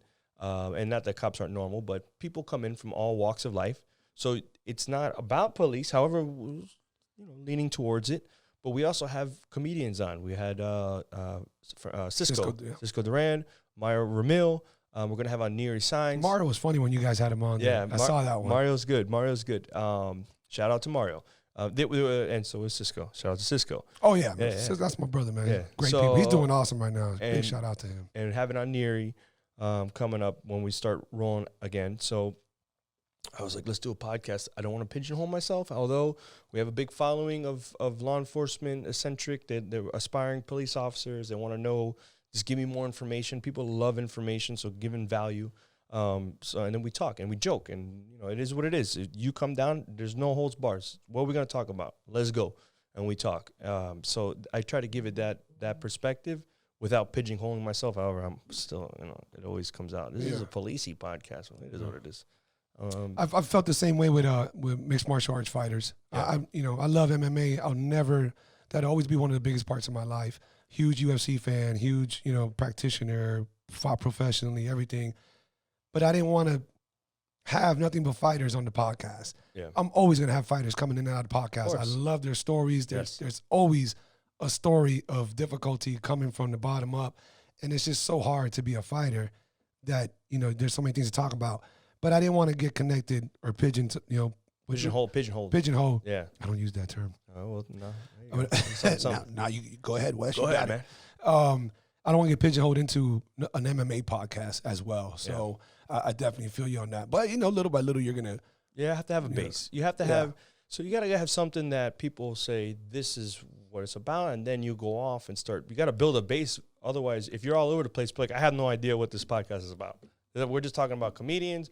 You got the guy brought in a cop, an MMA fighter, no clue. But if you have that baseline, and then every now and then you speckle in, then people tend to receive that a little bit more. They're like, all right, I'll listen to this comic, but I know down the road I'll get more police. They're not going to tune out. So you got a lot of things going on. Let's run that list again, so the people watching and listening don't forget. Okay, so at some point you're going to be back on stage. You're going to do another stand up, but you want to try to be the host. You want to help put this together for, you said, the medical first responders. I actually headlined the first time. I did it the second time when the Grove Improv went down and they were relocating. They left the Grove. I did it at the Magic City Casino, sold out, 700 people in the audience. Sweet. So the following one, now this is years ago when I did it. 2013, I think, was the last one that I did. So it would be, obviously, I have a little bit more of a following, so anticipate a little bit more of a crowd. Plus, I want to bring on some guys, too, that can help out with that, drawing the attention. So that would be, again, I linked up with the people from the Improv. Shout out to Melissa and Justin, and just met the owner, and they were like, it's a go. Just got to work out a date on when it could be. So I don't know yet when. I'll be hosting in some format. I don't want to do the headlining stuff. Okay. But I don't mind getting up and welcoming everybody, thanking people for coming out and everything, and telling them about the cause of why we're doing it. It's been bad for everybody, from the pandemic to what's going on social media with the social justice and the riots and everything that's going on. It's just been a nightmare. All balled up in one. So I think everyone just deserves a little bit of a break from this, and like everybody, let's let out that tension. Let's have a good night and let's laugh. I mean, I'm promoting it like I got a date. I'm glad that you said that, because on that note, to piggyback that, here we've been here almost 2 hours now. Yeah, and we haven't talked about anything negative. Almost not much at all. Anything negative going into some of these matters that have been going on since COVID, during and even now, recent times. And it's not that I'm trying to avoid them, nor are you, but organically we didn't go there. Yeah. Organically, we didn't entertain the bullshit because there's enough of it on TV. There's enough of it on social media. I'm one to say a lot. You kind of become part of the problem if you keep not discussing it, but if you keep bringing it up. You're supporting the problem. And if you know it's a problem, stop bringing up the ugly. Do you have a resolution? Do you have a solution? Do you have some way to, to help fix this? Are you presenting something that'll bring about some type of positivity? If not, I don't care to discuss it. I don't want to be, negative Nancy always discussing what everybody else is. So I'm glad that you, being a law enforcement officer and having your already 13 years in, we haven't even gotten into any of that, and that's really cool because we don't have to. Started at 15. You worked me down to 14. Now you chopped another year down to 13, bro. You're 15? It's 15? No, I'm at 14 and change. But and you're 39. Yeah. So 39, 40. But to talk about what you were saying, and it's like I think everyone is kind of cemented in their mindset, and there's no way to discuss. So I think it's time for action more than continue to fight about something. How about we move forward and do some action for the good, and we can heal or try to solve whatever issue that is present, because there's tons of issues that's present. And I think the stuff that was going on around the nation was not a reflection of what we have locally. Our agency went through its growing pains in the 80s, and we had more or less this type of stuff. Not saying that we're perfect, but we had so many programs and things that we were ahead of the curve doing. Cameras, community outreach programs, just so many things that we have. Civilian and investigative panels, things that we have set in place for checks and balances that these agencies now are catching up. And I'm not blanketing the entire nation, because a lot of other agencies were ahead of the curve as well. But we had our growing pains, and I brought to my attention by Chief Moss that I had on with the Ferguson chief, that he was around when they were in the 80s doing that stuff. So it still needs change. I'm not saying that we're good, look that way, but everything, always room to improve. Right. But I think we were ahead of the curve on that stuff. And I think that's good that you're bringing that up. Sometimes you got to pat yourself on the back when nobody else will, or at least when no one knows. That's what I'm saying. The problem with social media is it happens on Facebook, right? And then you're like, oh my God, I can't believe that. Well, but where did that happen? You know what I mean? It happened across the nation somewhere. Why don't you, Facebook is fake book, man. I mean, don't get me wrong. Yeah. It happened. Yeah. It happened. And whatever it was horrible, right? But open your window up, reflect on what's going on here. That's why I don't really like to discuss stuff around the nation. And if there's something going on here, we'll talk about it. Right. Let's chop it up. It's in our backyard. Yeah. What's our problem? Like the stuff when we had the spring break and people came in from around the nation to party here. And rightfully so, we're halfway open if we're not fully open, and their places might be shut down. But everyone's been cooped up, so they're just out there, and putting on 8 p.m. curfews and things like that. Where people were just going nuts, bananas. So, but that's not the locals. That's not local. So let's talk about that. You saw my post, right? I saw it. Yeah. So I'm just saying that I'm not. We can talk about it, but understand. Just open your window, look outside. We're pretty good. We got it pretty good. Yeah. Got it pretty good. Melting pot that Miami is. Everybody, well, from my point of view, and I can't speak for everybody, but get along. I don't see my buddies. I'm like, bro, maybe I'm being ignorant. Is there a problem? No, I mean, there's little bits here and there, but not like what we see. Maybe it's just South Florida. That's common as well. No matter where you go, you're always gonna have your issues. But I agree with you. I don't think we have. We got this stuff, but it's not like. Yeah, I see what you're saying. I get your point, and I feel the same way. And again, man, it's like the social media. It helps build this tension that is really non-existent. Yeah. I go an extra mile when I see an officer, let's say getting un cafecito or something like that. I go the extra mile to want to get some eye contact, and I want to tell them, hey, what's up? Yeah. Because I feel like most people are not doing that. Most people are like, oh shit, cops, and I don't want no officer to feel like that. Like I don't. I think they got it so tough. I think they got it just immensely tough. And the last thing, I don't want to be part of the problem. So I already come off because of the tattoos, my height, my stature, whatever. I already come off as some type of intimidating guy. When I see officers, I make sure, hey, what's up? How you doing? You know, like just so that they, you know, I want to help release the tension if they think they have it in them, you know. And but is it because you feel like that you just by your presence alone, because you without a doubt, you have an overwhelming presence. Like, man, this guy might be. Yep, it's happened. Just keep an eye on this guy. It's happened many times. It still happens all the time. It happens in general with just people, and then much less with officers. I'm not saying that an officer sees me and thinks I'm gonna do some dumb shit. No. If instead, I just feel like officers need to see more smiles. They need to see more. They need to be greeted more. You know, I was telling my brother and my best friend a while ago. Now we barely do it, but I was telling them, you know, the Chinese did a study on the effectiveness of hugging a certain amount of times a day, especially if it's uncommon, like a stranger or something like that. Yeah. And they had, you know, they were monitoring the people. I don't want to say the EKGs, but whatever, the little things. Yeah, you know, the brain waves, all that stuff. So basically, it was proven that, you know, the ideal amount of hugs, no matter who's it from, is 10 hugs a day. And what it does to the mind, the body, the this, to that. And I'm a big believer in this type of stuff. I'm very sensitive to energy. I'm not a religious person at all, but I'm very energetic. I can feel bad energy right when it comes into the room. I can give off the right energy. And I was telling my brother, man, I wish we would all hug more often. Yeah. And they were like, oh, yeah, but, you know, we're not, you know, that's not what we do, dog. You know, I mean, we've never been like that. I go, yeah, I know we never been like that. Okay, so what?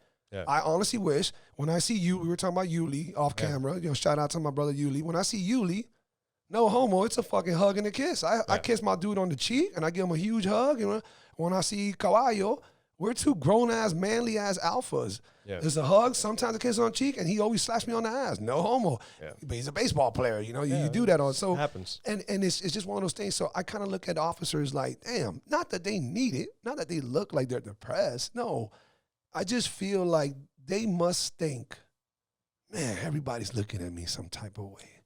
Man. Which one of these assholes feels it like this? Which one of these females thinks that I'm that? You know, because someone's insinuating something just because he's in uniform, period. So I feel different. I just feel like, man, I just want to give him positive vibes. So I just give him a look like, what's up, brother? You know. And it's reciprocated. So it's felt, we feel it on that end when somebody goes out of their way just to give the, hey, what's up, officer? How you doing?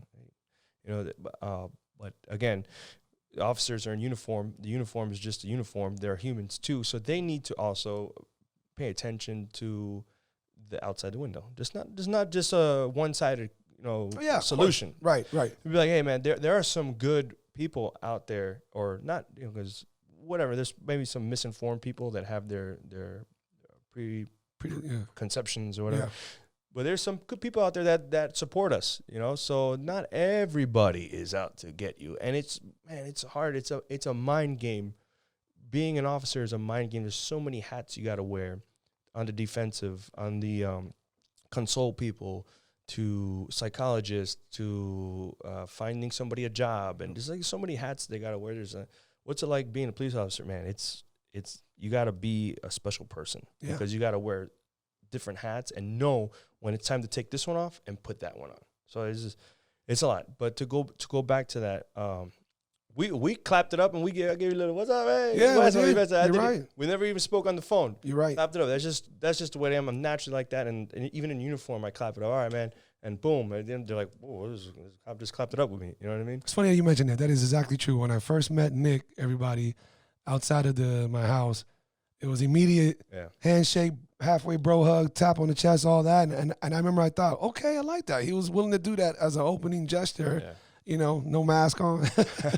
Well, I've been tested. Yeah, of course, exactly. The nurse tested you before you came over. Yeah, you have that. You had it in the stipulation. You must be tested. You signed the waiver. Yeah, so and you know, with your significant other, I was at a class and they were like, smile, just try this exercise, along with the hugging thing.